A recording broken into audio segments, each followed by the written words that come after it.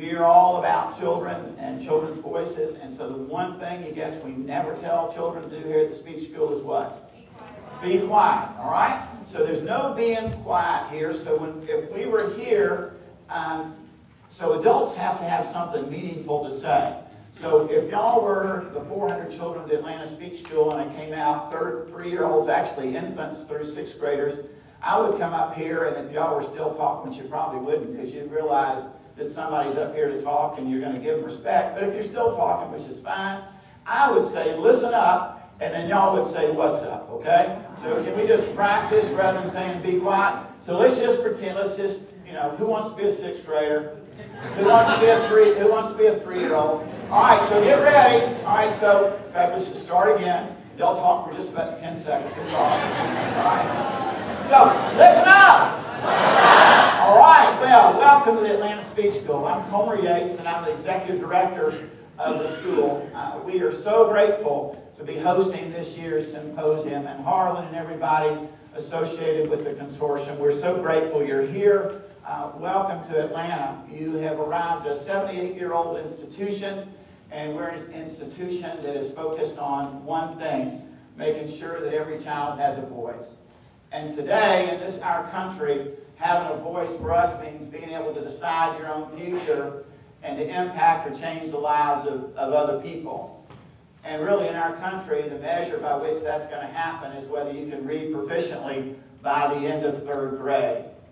And in the United States today, you may learn as we go along that only 1/3 of our children will ever be proficient readers. And based on the National Assessment of Educational Progress, for African American children, that number is around 20%. For Hispanic children, it's around 20%. For children on free and reduced lunch related to poverty, it's about 20%. It's a national epidemic. And we're here today to talk not just about, to learn about how it happens, but what can be done to stop it. And so of all 50 states to which you could have come to gather to study about this issue of education and literacy and poverty, you came to the state, the most appropriate state possible. And the reason for that is that we have a governor who has an unconditional commitment as his highest educational priority among many, many educational priorities for universal access to reading proficiency for Georgia's children. The governor and his wife are committed to transformative change during their time in office. And it's no coincidence, and I say their time, right, Governor? Not his time, because these two people are more devoted than any other public servants I know around the power of literacy. As Governor Deal wrote in a poem, to find the secrets hidden in words, I believe, and that's what we want all children to experience. Governor Deal is the son of 2 lifetime educators, as is Ms. Deal. Ms. Deal was a brilliant, extraordinary teacher herself. To demonstrate their commitment to this issue, she has visited all 159 Georgia counties and 181 school districts, I think. Mrs. Deal had read over 500, over 500 different classrooms across the state. I'm absolutely sure that on the day of the next inauguration, which I don't like to think about, I bet Ms. Deal that morning will be reading to a pre-K class somewhere. To her very end, they are committed to this issue. So I really am grateful for the opportunity to introduce our governor.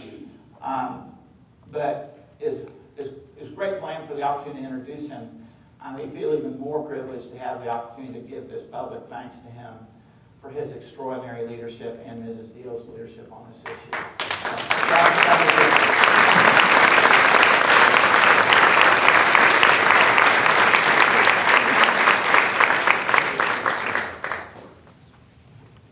Rather inauspicious beginning. Oh no. No, the first time I taught school in 1974 up at Berry Academy in Rome, Georgia, the first day I was teaching school, I decided to be cool and sit on my desk. And then I was, with my foot was propped up on the wastebasket below me.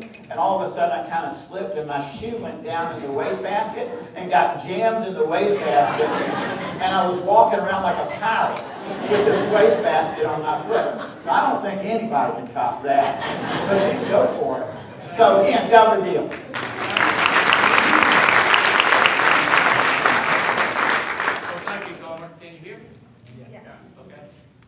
I appreciate the opportunity to be invited to be here this morning. To those of you who are from out of state, welcome to the state of Georgia. We have a lot of things that we're very proud of, and I'll talk about a few of them, but I want to make sure that what I say is related to your topic of inquiry. You could have heard from a better speaker on this subject, and that would be my wife. But they didn't have enough time to allot on your program. It's true, she's been to every school district, every county, and we have 159 of them in Georgia, and 181 school districts, and now the most recent number is 632 individual schools that she has read with children. Try to encourage them to have an interest in learning to read themselves, focusing on pre-K through 3rd grade. And that, of course, is the target audience. Now, I know that you have studied a lot of different things and a lot of different components that attribute to poor reading skills. And that is altogether appropriate that you do that. Our state, like most states, went through the Great Recession. And we had to cut expenditures in many areas. The one that we did not cut any in is in education, because we understood that if we were going to come out of a Great Recession, we had to grow our way out of it. And the best way to grow your way out is to have an educated workforce. We have focused on that, and over the last 3 legislative sessions, we put about $1.3 billion of additional money into K through 12 education. And we are in the process, as this upcoming legislative session takes place, beginning in January of next year, to consider recommendations from our Education Reform Commission. They did a statewide study a little over a year ago and are making recommendations back to our General Assembly as to what we should do differently with regard to education. There are many reforms that we intend to embrace. I was pleased to see that the recommendations included more emphasis on 1st through 3rd grade reading skills, because I truly believe that is the key. Now, I know you studied, as I indicated, a lot of different topics, poverty being one of them. Crime, perhaps, is a related area that we have focused on in Georgia.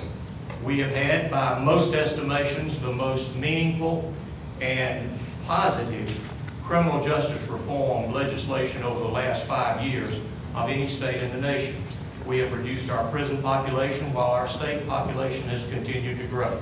We have diverted nonviolent offenders, most of whom have some form of substance abuse, out of our prisons and into drug courts, DUI courts, mental health courts, and increasingly veterans courts. All of those things have been very successful. As we were dealing with crime on the front end of our system, we then moved into the deeper and more difficult part, and that was what we found within our criminal justice system in our prisons. When I came into office, we had about 56,000 people incarcerated, and we have now reduced that to just over 52,000. Even though during that same time frame, our state has grown from the 10th largest population state to the 8th largest population state. So we're doing something right. But in order to make reforms so that those who are in our system can re-enter society effectively, I thought we needed to find out, what do they lack? I'm sure it's no surprise to you that when we made that survey, we found that almost 7 out of every 10 who were locked up in our prison cells dropped out of school. They did not have a high school diploma, they did not have a GED, and for even larger portion of that population, they were functionally illiterate. So, I have been saying, we've done great things in all the other reforms we have done in criminal justice. We've given more discretion in sentencing. We have done away with the 3 strikes and you're out. We've done away with all of those, get tough on crime, lock them up, throw away the key and don't worry about it. We've addressed all of those issues. But until we address the issue that causes most of these young people, and they get in trouble when they're young, by and large, Until we address those issues, we have not completed the cycle of criminal justice reform.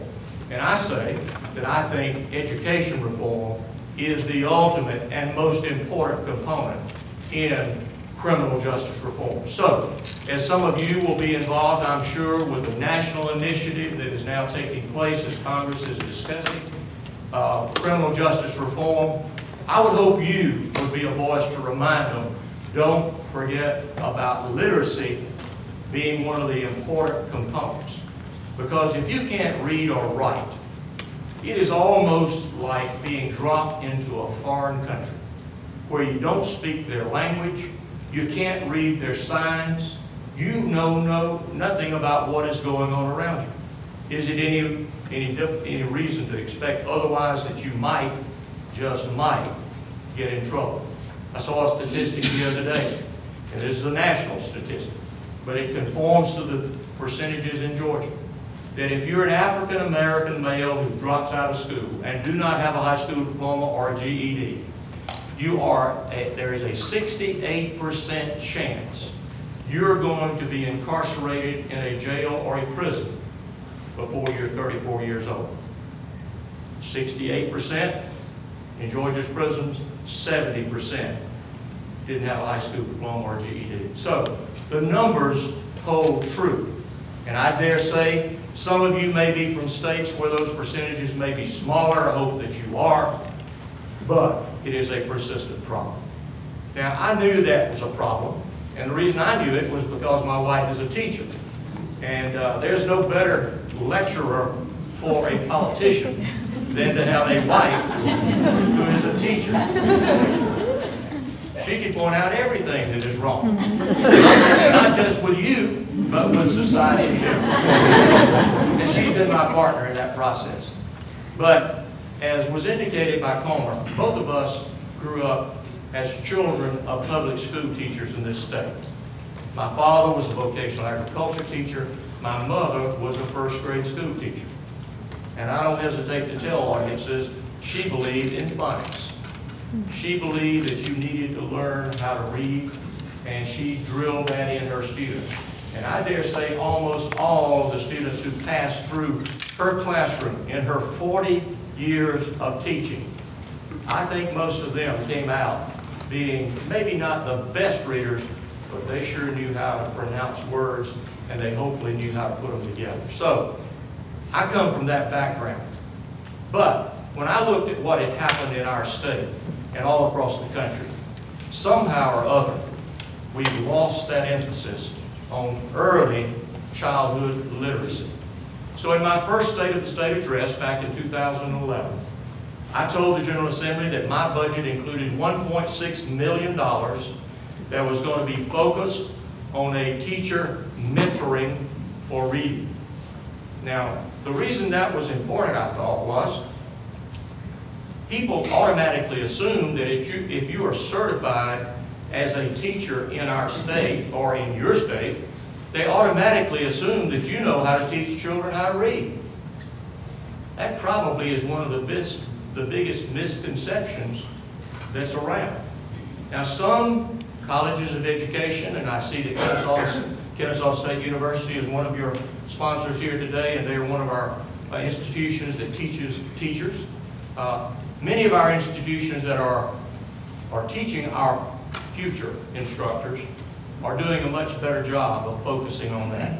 But we knew there were teachers out there in our teacher community who, with good intentions, who were trying exceptionally hard, but who simply did not possess the skills, the know-how to be able to help the students in their classroom. So we have spent that money. We were then soon able to get another outside grant, and we now have money that has been distributed all across our state. We have RESAs that are regional education units, and they distribute the money to all of our classrooms throughout our state.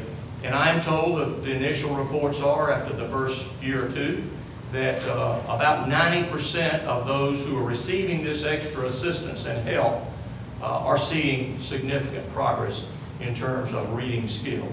So we have to make sure our teachers know how to teach reading. This reform legislation that's going to come before our General Assembly this next year, as I indicated, will put special focus on those first 3 years. Now, there have been all sorts of suggestions. This recommendation does not include this one, but it was presented to our General Assembly several years ago, that maybe we should consider the hard choice of saying that we're not simply going to pass a child along if they do not have those requisite skills. That's hard. That is socially difficult to do. Parents have a difficult time saying my child failed the 3rd grade. And one of the problems we have in our state, and I think in most states, is we don't have testing, adequate at least, of children before they take that 3rd grade test. So for a parent who thinks their child may be doing okay, to suddenly at the end of the 3rd grade be told, well, your child can't go to 4th grade next year because they do not possess sufficient reading skills.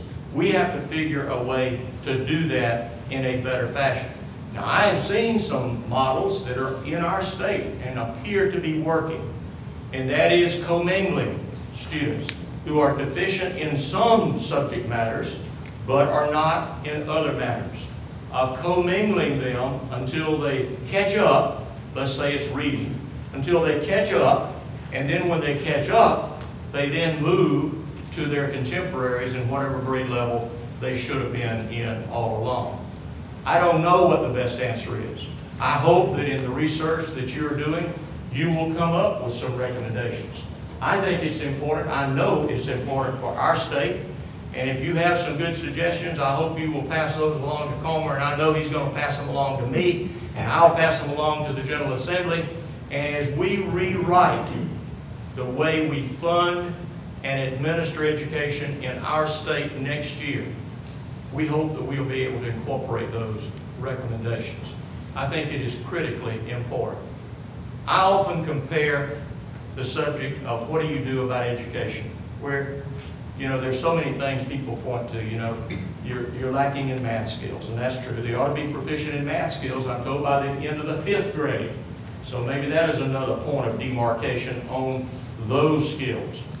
But I'm told, you know, this problem, that problem, and I know that many of you are focused on some of those other problems. People would say, well, it's poverty that's causing that. And certainly there is a link. There is no question. There's a link. The statistics prove there's a link. Others would say, well, criminal activity within the home environment or the community in which they live is another reason that children are lacking in those proficiencies. I certainly don't deny that at all. But you know, it's sort of like going to the old county fair. And I'm old enough to remember doing that. You go to the old county fair and there you've got the carousel. And it's going round and around. And it's got pretty horses and pretty benches and all sorts of things you can hop on and ride and get on the carousel. You can stay there and watch it for a very long time before you ever decide, am I going to jump on? That's sort of the way this issue is. It's going round and round and round. And somebody said, well, you ought to ride the poverty horse. Another one said, no, you ought to ride the crime horse. Very few people say you ought to ride the education reform horse. I believe if you boil it all down and you want to get and address the social issues that our country and our states are facing, if we can successfully address childhood literacy, we will have chosen the right horse on that carousel to ride. Thank you all for being here today.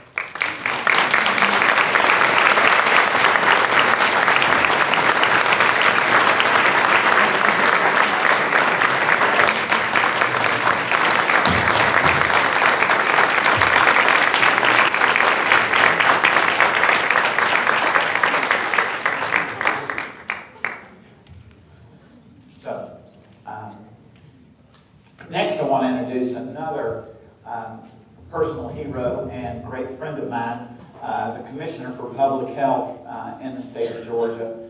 And again, we've talked about literacy being a public health and an economic imperative. Dr. Brenda Fitzgerald is our Commissioner of Public Health. And is our state's chief medical officer. Dr. Fitzgerald is an OBGYN by training, and I heard Brenda say one time she used to be responsible for the delivery into the world of dozens of babies every year. And she says, but my gosh, now I've got 130,000 babies every year for whom I'm responsible and to make sure that they thrive. And Dr. Fitzgerald brings what seemingly endless, relentless energy and capacity to the effort to make sure that happens in myriad different ways. And she is a national star on this subject. She and I were just in actually Tacoma, I was going to say Seattle, but in Tacoma, Washington, with the state public health leaders and literacy leaders there, and she wowed the audience. They had not heard of the revolution that Brenda has undertaken for Georgia's children, and she has identified Georgia's children's lack of access to early language as a public health imperative, the only public health officer in the country who has identified this healthy brain development. And her Brain Trust for Babies, her Talk With Me Baby, and what I would just ask us to all eliminate, I'm not going to say Talk With Me Baby initiative. You're not, in addition to not being able to tell children to be quiet at the speech school, you're not able to utter the word initiative or pilot project or anything like that. As Mary Ann will tell you, this problem is not just centuries in the making, it is hundreds of thousands of years in the making. We don't have any time for any more initiatives or pilots or anything else like that. We have time. As Ralph Smith from the Casey Foundation, it says, illiteracy is a tragedy against which we must rebel. If you're not here for a rebellion, then I would suggest you somehow found your way to the wrong place.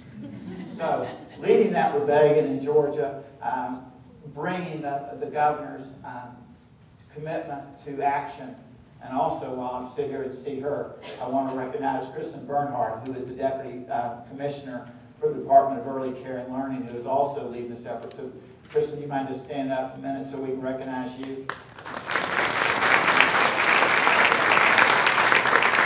Children birth to 5 couldn't be in better hands. Brenda, are you ready? Have I given you long enough? Okay. All right. With no further ado or anything else, Dr. Brenda Fitzgerald. We just met my boss, and you can tell from him being my boss that clearly one of his main priorities is educating, that the population of Georgia will be educated. And public health, we are the ultimate preventers. We are the people that identify what's going on and try to avoid the problem in the first place. So the most interesting thing for me, because I think is a public health crisis here in Georgia, that we only have about 30% of our children at the genome level at third grade. And that is just absolutely unacceptable. The most interesting thing to me occurred really some studies that were done by Harlan recently. They were looking at Head Start programs, and they were saying, why have they not done as much as we thought they were going to do? We looked at Head Start and we said, if we just put Head Start in place, all of a sudden our problems will be solved. And that was not the case. Progress was being made, but the problem was not solved. So they went and they decided to do an observation study. They said, maybe we're missing something. Maybe it's earlier than age 4 or earlier than age 5. So they went into homes and they studied babies from the time babies were 6 months of age till they were 3 years of age. And they simply went in and they looked at the home environment of these children. And what they found is that the babies were being taken care of. Diapers were being changed, babies were being fed. That really wasn't the problem. The difference was that if you looked at, it's gone, sorry. If you looked at the difference in those babies that did well and those babies that did not, it had to do with the number of words they were exposed by their home environment. There was 30 million more words heard by children they called high-income families who were doing well as opposed to children in poverty. The main difference between these groups of children were the number of words that they heard. And if you looked at 36 months of age, if you looked at that time, it is not just the exposure to the words, but those babies that heard more words knew more words. There was language acquisition.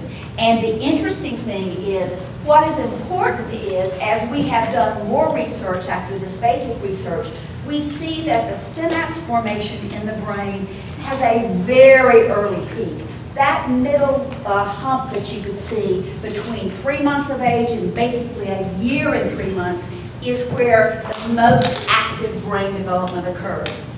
During that time frame, every single second, there are 700 synapse stimulations. Every single second. 700. 700. 700. And what those synapse formations do is develop neurons.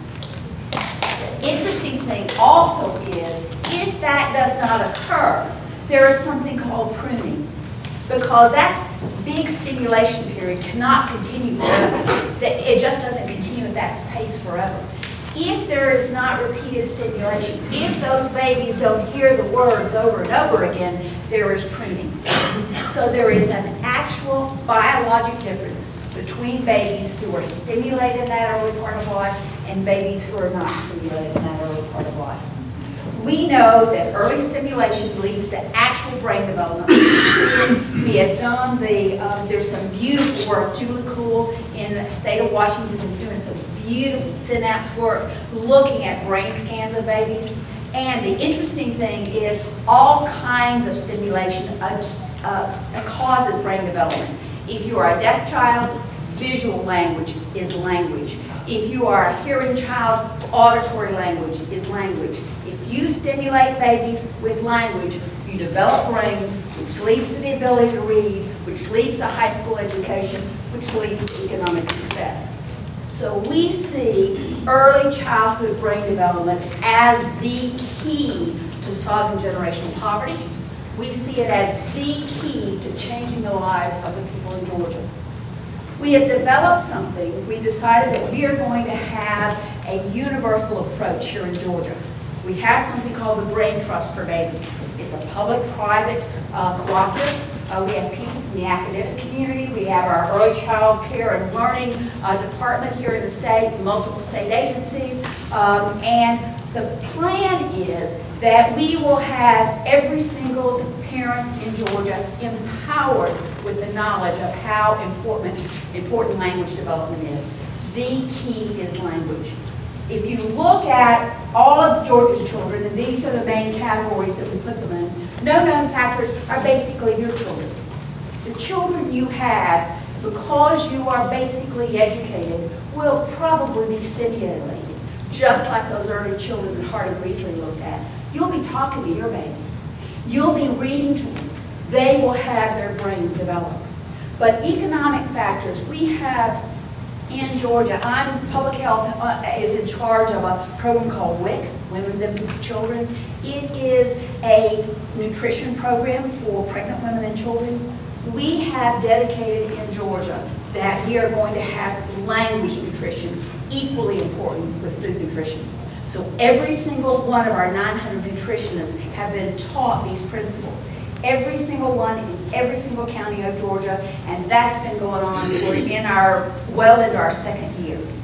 We are at the second phase of it. We know enough. This is not a pilot program. It's in every single one of our counties. We made some progress this year. We improved the number of words, but it's not enough.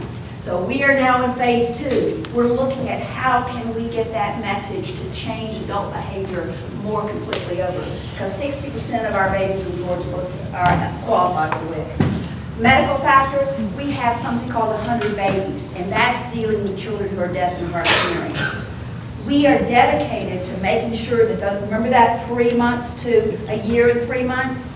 The study done in Georgia showed that only about 22% of our babies were identified in their earliest stage as being deaf or hard of hearing. That wasn't acceptable.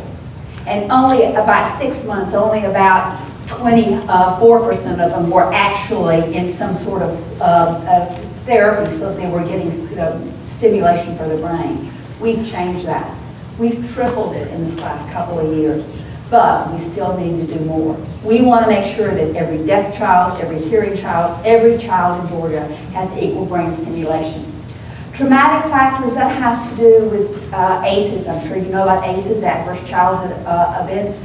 We know that that interferes with brain development, and we have work going on in that field. And developmental factors, we know that autistic children also are along this same continuum.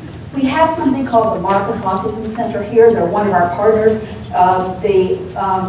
Ami Klin from the Marcus Autism Center is the co-chair with me for our Brain Trust for Babies. The interesting thing is Ami has done beautiful work in identifying autistic children also in that early time frame, in that 6-month period of life. And guess what? If you start interacting with children who are autistic at that point, you dramatically change the trajectory of their lives. It is all in that early part. So, what I want to say to you is we believe that every child can be stimulated. We say that "Are you talking to me?" is the most important thing you can do in Georgia, because we are committed that every single parent in Georgia will know and be empowered with the ability to stimulate their child's brain and change their child's future. We've trained nutritionists. We have a big cadre of nurses being trained. We have talked to our education schools who this idea is being incorporated into our schools that teach teachers. We have pediatricians involved. Obstetricians are playing these videos in their waiting rooms. We are dedicated in Georgia that every single child in Georgia will have a chance to achieve their optimal potential. Because it is a public health crisis, and we are delighted to have you all here, because clearly these are things we're thinking about, and it's a good fight to be in. It's good to be here with you. Thank you very much.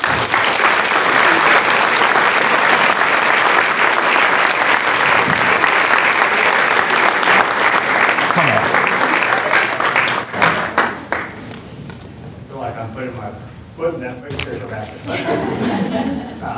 I'm Harlan Beckley.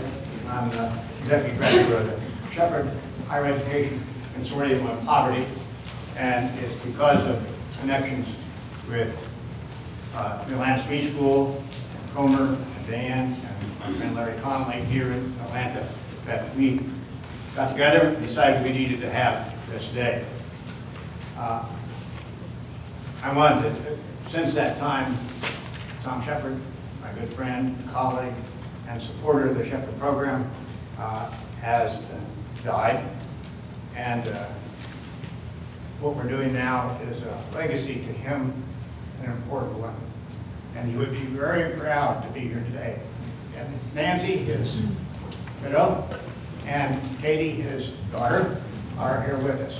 So much of what we're doing today is working out the legacy of Mr. Shepherd.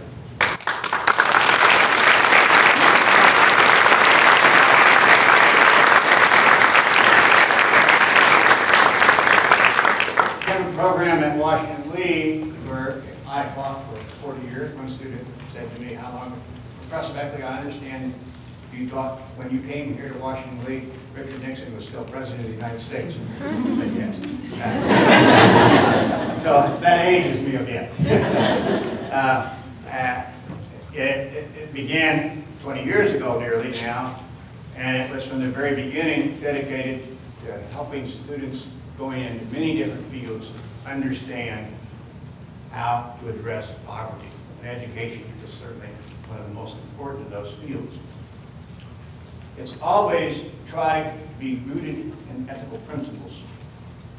And so what we're hearing about today, in a broad sense, is equal opportunity. As the governor pointed out, and as we'll have pointed out many times, if we don't deal with this question of childhood literacy, we will not be able to provide equal opportunity, and we can't expect people who do not have the advantage of literacy to do well in all areas of life. And the governor and Commissioner Fitzgerald make that very apparent in their data. The other thing we've been committed to is social science and data and knowing something about what we're doing and policy. Politics actually comes last in our view, although we understand its necessity. And so that commitment grounds what we're doing here today. And David Shepherd, the person who's written about these issues, in a book called The Working Poor, has said there are some things we know. We don't have the moral and political and civic will to act on them. There are some things we still don't know. But the things that we're knowing more about now, in the last, I guess Mary Ann and others will tell us exactly how many years, have to do with being able to address literacy and when to do it, how to do it, and our commitment to do it. And that we have the knowledge and are not able to execute is a shame. So much of what we're doing today is to say, these are the things we know. What are the practical ways? What are the practical ways in which we can make opportunity available to people? Because we know things now that we didn't know 2 decades ago that will enable us to address this imperative of childhood literacy.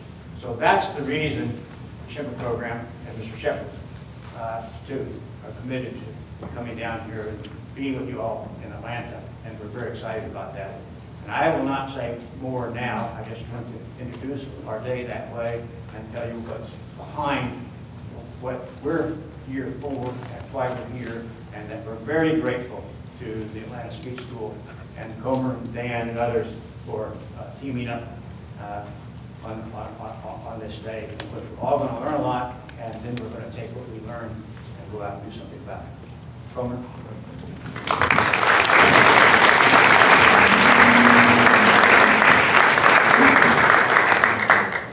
All right, stepping ahead. Again, welcome to the Atlanta Speech School. Just want to give you a quick history on where you are. Again, we're a 78-year-old institution. We started as a free school. Our founder had a son who was deaf, and when he was able to learn to talk, because she had the resources to move to St. Louis for him to get that education, and she trained herself in deaf education to best help her son. When she moved to Atlanta, other parents reached out to her and said, I'd give anything for my child to talk. And as a result, what do you guess she did? This is a test. Hello. What do you guess she decided to do? Did she just say you'd have to move to St. Louis? What did she say? She started a school, and how much did she charge people? 0. And how many people have ever been turned away in 78 years because they couldn't afford the means to pay? No one. And today, now again, while we were a school for children who are deaf originally, we were a school about social justice for children to be able to read proficiently by the end of 3rd grade. Because on your bags, and yeah, this is a chance for a cheat. So if I want to volunteer to read out what it says on all your bags. All right, go ahead. Once you learn to read, you will be forever free. Once you learn to read, you'll be forever free. And today, less than 1/3 of our children will be forever free. And that's what our work is about. And I can talk a lot about the different things we do at the speech school, but one thing I want to address here in my short time together is the problem that we have in the South around literacy. You heard the governor talk about this statistic, around 68% of African American men. Why is it that here in Georgia, only 22%, I don't need this darn thing. Why is it that only 22% of African American children can read? In Mississippi, where we work with Morgan Freeman's Foundation, why is it only 11%? What is the history that got there? Which leads to one question: is this poverty cause illiteracy, or does illiteracy cause poverty? Who says A, illiteracy causes poverty? I may have gone in the wrong order. Who says illiteracy causes poverty? Raise your hand. Who says poverty causes illiteracy? My gosh, y'all, you got to vote. That's the lamest thing I've ever seen. Who says illiteracy causes poverty? Who says poverty causes illiteracy? Illiteracy causes poverty, not the other way around. Okay, all this research research is focused on that. So what has happened? Why do we have these statistics around African American children in the South? Well, here's the history. In the 1700s, did slave owners teach slave children to read? Yes or no? Who says they did in the 1700s teach slave children to read? Who says yes? Who says no? Libby, did you vote? Okay. The answer is yes. They taught slave children to read. Why? So you read the Bible. What? So they could read the Bible. Read Bible. Which book in the Bible? Exodus or Luke? I give you the choice. I'm making this as Hey, are all your tests multiple choice? Who says they wanted their slave children to read Exodus? Who votes for Exodus? Who says Luke? Okay, everybody's serious. Now you got to vote. Who says that they wanted their slave children to read Exodus? Who says Luke? The answer is Luke, because they wanted the slave children to learn what lesson? Stolen from the Apostle Paul and from Jesus, and totally misused immorally for their own purposes. What was the message they wanted slave children to hear? Slaves obey your masters. Slave, obey your masters, and your reward will come at dinner or the next day in heaven, right? It was a manipulation to make sure that slave children were chattel, and they stayed as chattel to bear more chattel. And so literacy was common among slave children until 1821 in the city of Charleston, South Carolina, where Denmark Vesey started reading from the pulpit of a church and preaching from another book in the Bible, which was Exodus. And in Exodus, there was a place where it was really hot. It was really hot. Hotter than it's ever been on earth. Do you know where that was? It wasn't hell, no. Egypt, that's an awesome answer. But there was a particular spot in Egypt where there was a guy tending sheep who had left from the city and was now out in the country hiding because he had done what? He had killed somebody. Then you're 2 for 2. And so, what was that burning thing? A bush. And God said, Moses, you got to go down, because true redemption comes from liberating people who are being oppressed by somebody and giving obedience to somebody other than me. Right? And believe it or not, the speech school, he's our role model, because you know what Moses said? Are you kidding me? I stutter and I stammer. You expect me to do what? To tell Pharaoh what? Well, anyway, Denmark Vesey delivered this message, and what he got for it was hanged. Because it was leading to a slave insurrection. 37 others were hanged as well. And the church from which he preached was burned to the ground. And do you know the name of that church? Mother Emanuel Church. Does that name ring a bell? Dylan Root, just about a year ago, silenced African American parishioners in Mother Emanuel Church out of no coincidence. It was a place to silence the voice almost 200 years later of African Americans. And after Denmark Vesey's preaching from Mother Emanuel Church, what do you guess every southern state legislature did? What laws did they pass? That you couldn't teach slave children, this is a big one, to read. It became illegal to do that. And if you were an African American parent teaching your child to read, you would be thrown in jail and you would be beaten for it. And so slaves started their own schools. You know what those schools were called? Pit schools. Do you know why they were called pit schools? They were dug in the ground. Why were they dug in the ground? To hide from masters. They would go out in the middle of the night and dig these trenches in the woods and hide from bounty hunters. And when they got these ditches dug deep enough, they took their children in the middle of the night and lowered them down into these pit schools, covered them with leaves and sticks, and they watched for bounty hunters. And in total silence, they taught their children letters by either scratching them out in the dirt or using sticks.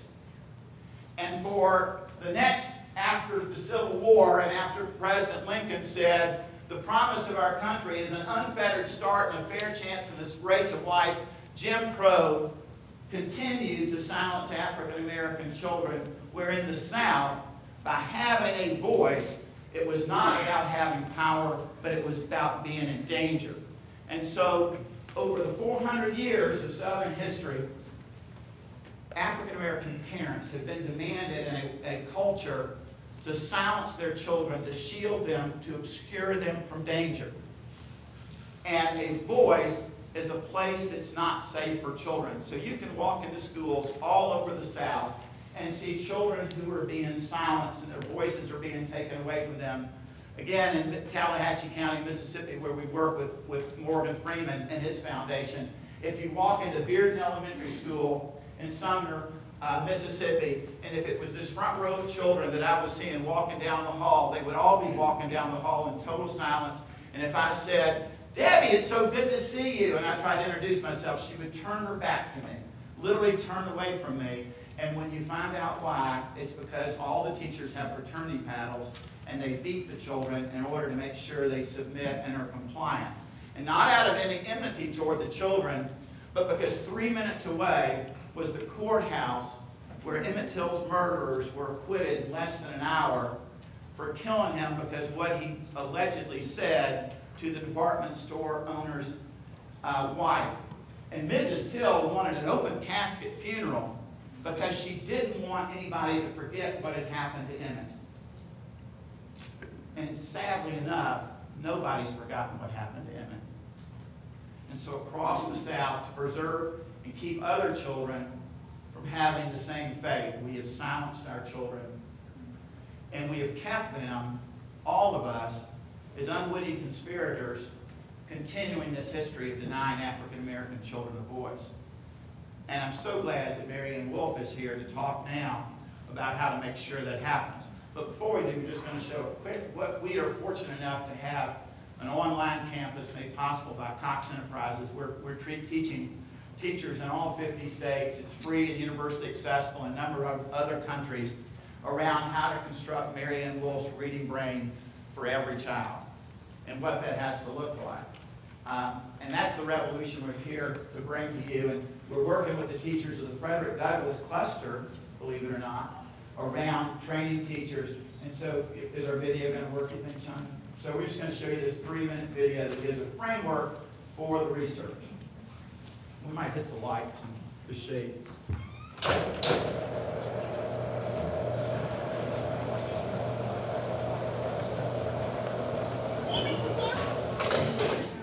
Did you see that? Why would somebody do that? Please go into the classroom, no talking, quiet reading. Yes, ma'am. How do you? We need you inside. How do you think that makes us feel? I forgot my number. What's your name? Jordan. What's your last name? Porter. Go ahead. School is hard enough. Come on in, sit down quietly at your desk, and begin writing. This kind of stuff just makes it harder. I said quietly, please. Who's talking? Is it you, Sophie? Don't let it be you. Don't believe me? Sophie. Please just watch. I'm not up here for me, I'm up here for you. Pay attention. Okay? Now somebody answer me. Somebody needs to answer me really fast. Every time we're ignored or yelled at or silenced, the teacher takes away what's possible. No horseplay, no running, and especially no talking. Moment by moment. Miss Ellie. Yardy, your students' behavior yesterday in the lunchroom, it was terrible. Next time, silent lunch. Did you hear that? Stay in line and catch a bug. I'm not playing. If this is education, we're in trouble. Bye, Miss McGarrity. Frederick Douglass said, once you learn to read, you'll be forever free. The way it is now, 2 of the 3 of us will never be able to really read. It doesn't have to be this way. Hey, Jordan, how you doing? Good. Everyone we meet throughout our day can make a difference. I've been waiting for you to arrive. All the difference. Good morning, Jordan. How are you? I'm doing well. Thanks for asking. How are you? Good. Go ahead and put your number in. Talk with us, not at us. That's okay. I'll look it up for you. Go ahead, sweetheart. Okay. All right. Teach us what we need to know. That's how we get smarter. Well, good morning, Sophie, Janicia, and Jordan. And when you talk with us and teach us, give us bigger and bigger words. Now what I'd like you to do, children, is turn around and converse with your neighbor and discuss where the mother might have gone. Words that we can use to read and understand. She's great for eagles. And that will take us places we can never reach without it. Remember, we're entering the learning zone. Now, how can we show our respect to the children and teachers who are working? We can walk quietly. Yes. Okay, kids, so what I'd like you to do is continue writing your narrative, documenting your emotions. If you were the baby owl and your mother abandoned you in the nest. What can you do? Learn all that you can, so that you can challenge us to be our best. You would have stayed and assisted them in whatever they needed. Share yourself with us, and show us how to share ourselves with others. Give us courage. Give us compassion. Help us find our own voices, so we can become who we are meant to be. Why would you want to silence us?